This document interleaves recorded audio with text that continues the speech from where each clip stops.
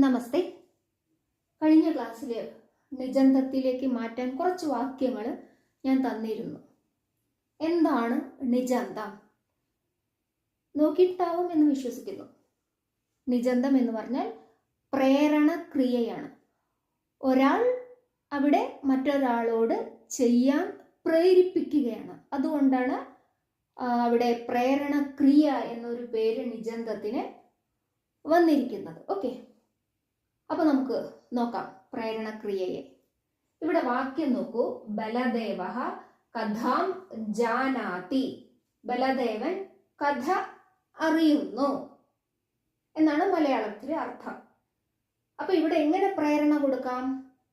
ജാനാതി എന്ന് പറഞ്ഞാൽ അറിയുന്നു, അപ്പോൾ അറിയിപ്പിക്കുന്നു. ഒരാൾ ബലദേവനെ കഥ അറിയിപ്പിക്കുന്നു. അപ്പൊ നമ്മൾ എങ്ങനെ പറയാം? ഒരാൾ എന്ന് പറയുമ്പോൾ ഇവിടെ ഞാൻ ഉദ്ദേശിക്കുന്നത് വസുദേവരെ ഉദ്ദേശിക്കുന്നു. ഓക്കെ, അപ്പോൾ വസുദേവഃ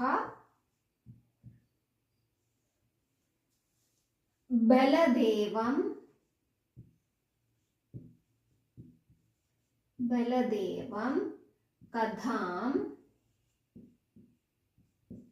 ജ്ഞാപയതി.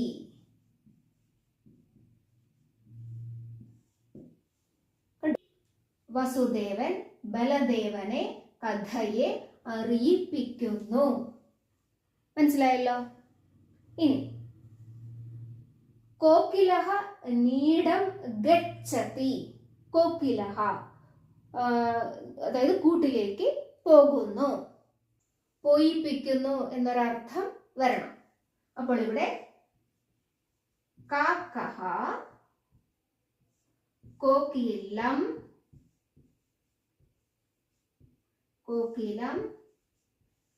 നീടം ഗമയതി. കണ്ടു? പോകുന്നു, പോയിപ്പിക്കുന്നു.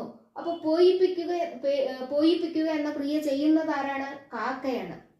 അപ്പൊ കാക്കയാണ് കോകിലത്തെ കൂട്ടിലേക്ക് പോയിപ്പിക്കുന്നത്. ഓക്കെ, ഇനി അടുത്തത്. ഗണേശഃ മോദകം ഖാദതി.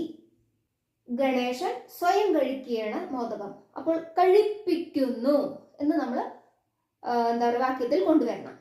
അപ്പൊ എങ്ങനെ പറയാം? ശിവഃ ഗണേശം മോദകം ഖാദയതി.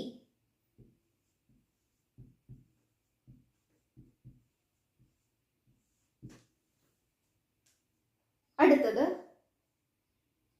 ബാലകഃ പദ്യം പഠതി. ബാലകൻ പദ്യത്തെ പഠിക്കുന്നു. സ്വയം പഠിക്കുകയാണ് അല്ലെ?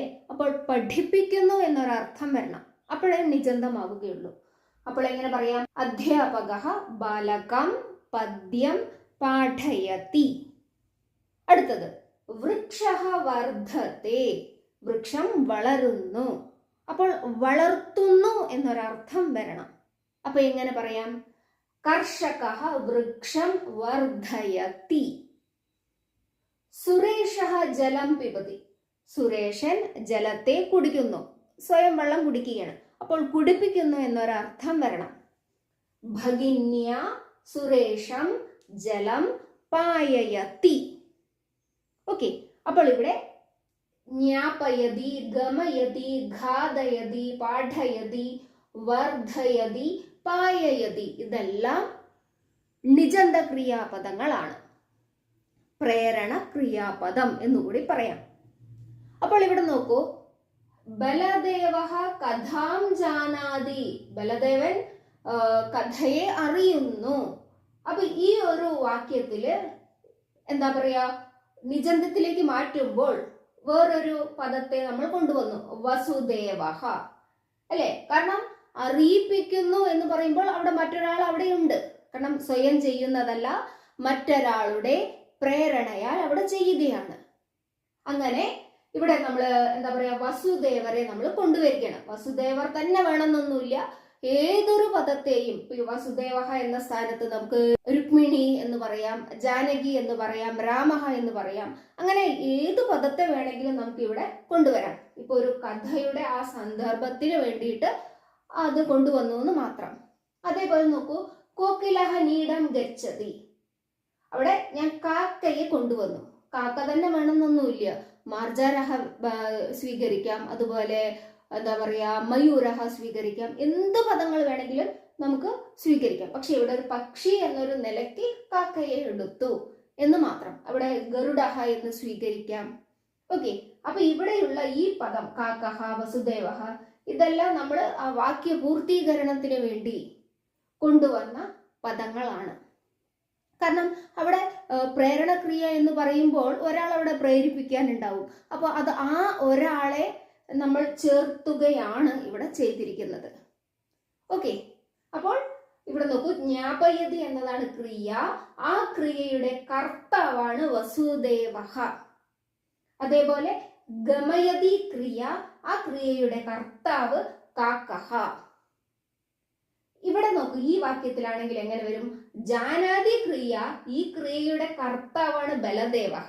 പക്ഷെ അത് നിജന്തത്തിലേക്ക് മാറുമ്പോൾ ആരാണോ പ്രേരിപ്പിക്കുന്നത് അദ്ദേഹം കർത്തൃപദമായി മാറും. ഓക്കെ, അതുപോലെ ഗണേശ മോദകം ഘാതതി, ശിവ ഗണേശം മോദകം ഘാതയതി, ശിവനാണ് ഗണേശനെ മോദകത്തെ കഴിപ്പിക്കുന്നത്. അപ്പൊ ഇവിടെ ശിവ എന്നത് ആ ഒരു അർത്ഥത്തെ പൂർത്തീകരിക്കുന്നതിന് വേണ്ടി ശിവനെ കൊണ്ടുവന്നു എന്ന് മാത്രം. ആരെ വേണമെങ്കിലും നമുക്കിവിടെ കൊണ്ടുവരാം. ഓക്കെ, അതേപോലെ തന്നെ മറ്റുള്ള വാക്യങ്ങളിൽ എല്ലാം.